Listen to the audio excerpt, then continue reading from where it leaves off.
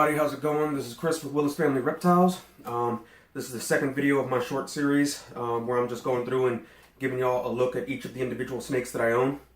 Now, on the first video, the last video, y'all saw Ran, who is my female normal 100% het pied that produced my clutch for me this year.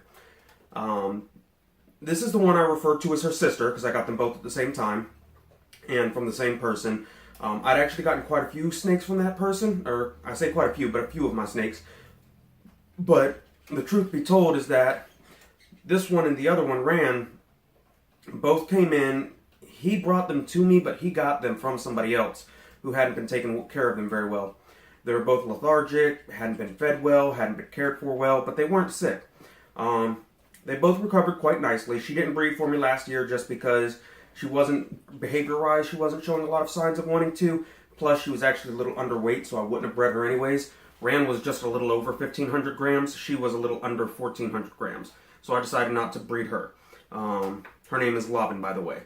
So, but she is supposed to be a normal 100% het pied. Same as Ran, who proved out to be just that. However, I'm not entirely certain with this one because she...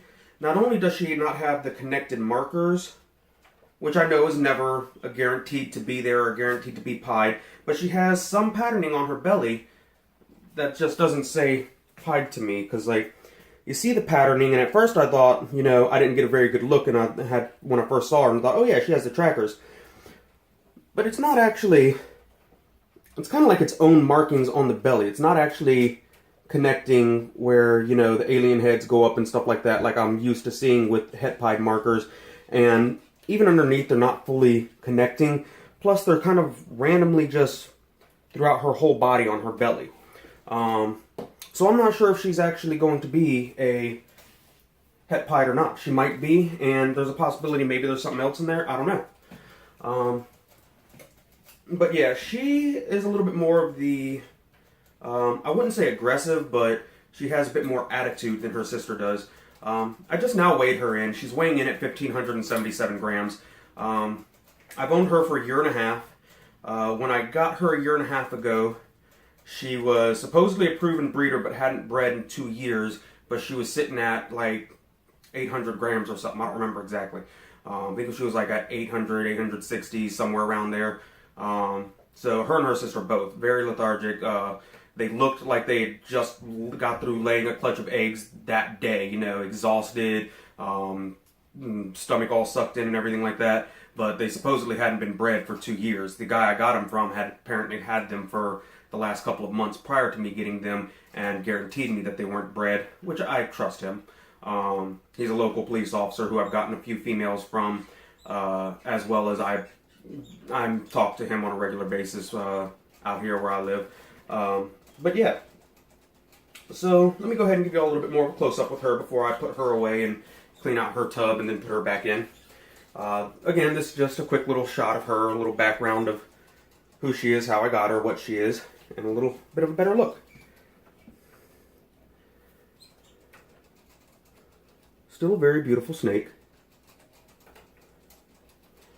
Some wacky patterning going on with her, some wacky little alien heads and whatnot. Nice dark color. She's got a lot of dark brown in her. I think she just spooked herself on her own tail. But yeah. I don't know how... Well, I'm going to laugh I'm out of frame for that whole thing. I'm sorry, y'all. Wasn't even looking at the camera. I was looking at her. But, she is, for the most part, pretty friendly. She just... When she's still in her tub especially, she has a bit of an attitude, like she's going to strike at you, and she generally doesn't, but she has snapped before. She's never actually managed to tag me. Once you get her out, she still has a little bit of an attitude, but not like she's going to snap at you kind of attitude. She sometimes makes me nervous, just the way she seems like she's heading to towards my face with that kind of S-shaped pattern in her neck, like she wants to take a bite out of me, but she never has actually struck at me once I've been holding her. But she's a lot more like, she's the one that's more likely to hiss out of the two. She'll grip onto you real tight. Like if you're trying to get her to go in a direction she doesn't want to go, she'll like grip onto you like to say, you know, I'm in charge here kind of thing. But it's just the attitude she has. It's her personality. She's a good girl for the most part, though. Anyways, I'm going to go ahead and put her in a little bin I got over there just as a 5-minute temporary while I spot check her tub. Probably going to give her some... I actually don't have any more Repti chip right now, so I'm probably just going to put some paper towels in, but I'm going to change out her substrate one way or the other, give her fresh water and all that good stuff, and then she'll be going back in for the night. But yeah, that was Lofn, everybody. My female, 100% het pied, supposedly. Not proven. And y'all take care.